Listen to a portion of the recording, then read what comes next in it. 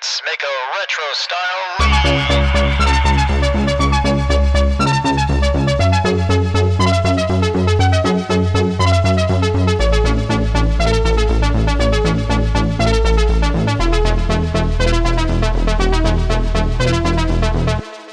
Hello everyone, my name is KelSounds and I'm going to show you guys how to make that lead from the intro. So before we get started, I think I want to set up our faceplant first. So I'm just going to add an analog generator, add another one underneath the envelope, and I'm just going to rename this. Then I'm going to add two groups down here. One I'm going to rename shift, and then another one I'm going to rename filter. And then for our shift and filter groups, I'm just going to go ahead and add an LFO inside of both. Then for our effects lane, I'm just going to add another group and call this FX. Then I'm going to add another group inside of lane 3 and call this post FX. And this is just to help us stay organized. Okay, so the first thing for this preset, I'm going to go ahead and turn on the unison and turn the voices to 2, turn the detune all the way up, and the spread, I'm going to set it to about 50%.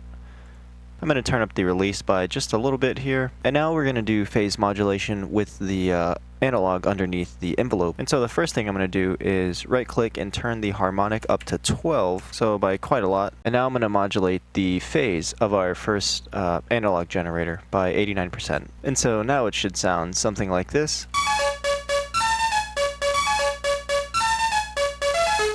And then now we're going to modulate the shift of our analog generator, or of our first analog generator. So I'm going to go ahead and open this up, and then for the LFO, I'm going to come over here to the presets and click on the sine wave. I'm just going to go ahead and leave the rate at what it's at, so just 1. And then now I'm going to modulate the shift by 5%.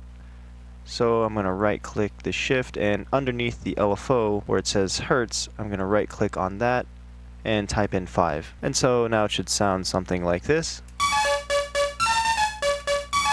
Also, make sure the note trigger from our LFO is set to never trigger from note on. So that way it doesn't keep re-triggering the LFO.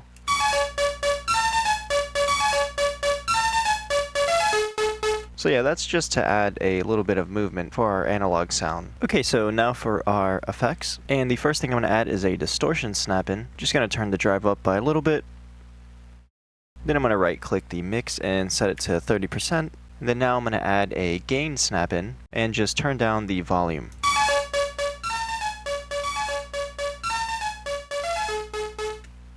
So around -9 decibels. Now I'm going to add a filter snap-in, make sure it's a low pass. Then I'm going to come down here to our filter group, right click on the rate and set it to 6.300. Make sure the modulation is off. And then make sure the note trigger is set to always trigger from note on, so that way it always re-triggers when the notes play. And I'm just going to make this kind of shape, so something like that. And now I'm just going to modulate the cutoff of our filter. So I'm going to go ahead and just mess with this a little bit.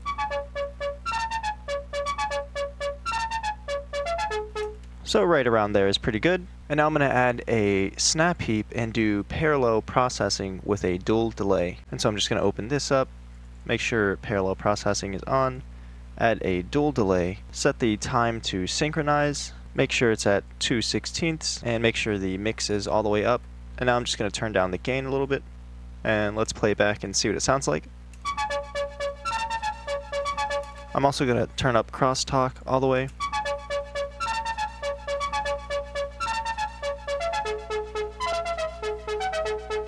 Perfect. And now we can just exit out of that. Alright, so for the last thing, we're going to work on the post effects. So the first thing I'm going to add is a filter snap-in and do a high pass cut. Set the slope to around 2 or 3. I think I had it as for the first preset. And then I'm going to set the cutoff to around 345. And I'm going to add another snap heap and do parallel processing with a convolver this time. So I'm just going to add that, turn up the tone a little bit.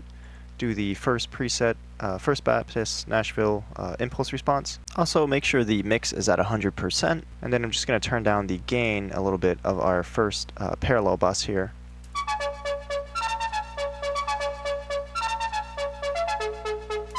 Perfect. And now we can just exit out of that. Now I'm going to add a multipass and grab the OTT preset from Kilohertz.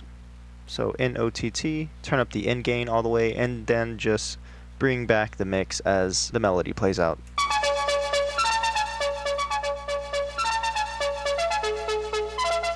So around like 30%.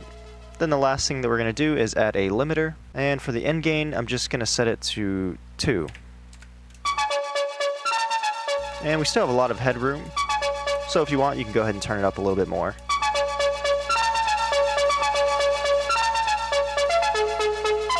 Five is good enough for me.